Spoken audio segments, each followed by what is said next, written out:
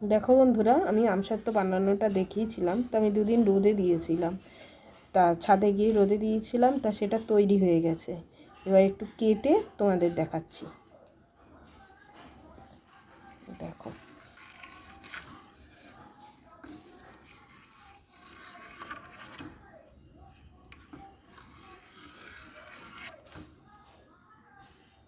এবার এটাকে রোল করবে।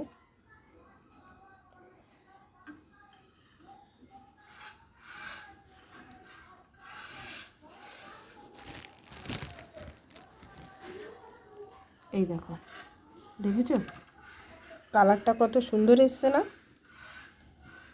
দেখতে খুবই ভালো লাগছে। যেমন দোকানে আমসত্ত্ব দেখায় যেরকম রং হয়, সেই রংটা এসছে।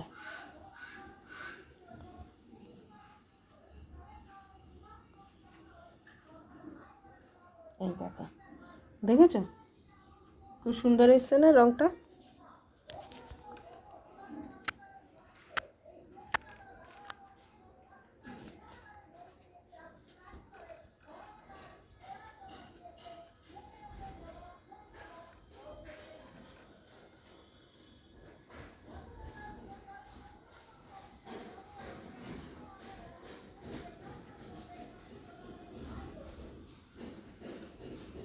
এই দেখো আর একটা, দেখেছো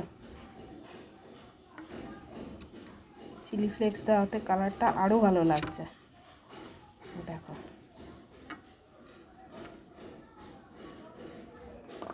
এটা দিয়ে টমেটোর চাটনি খেলে খুবই ভালো লাগবে। টমেটোর চাটনির মধ্যে আমসত্ত্ব দিলে।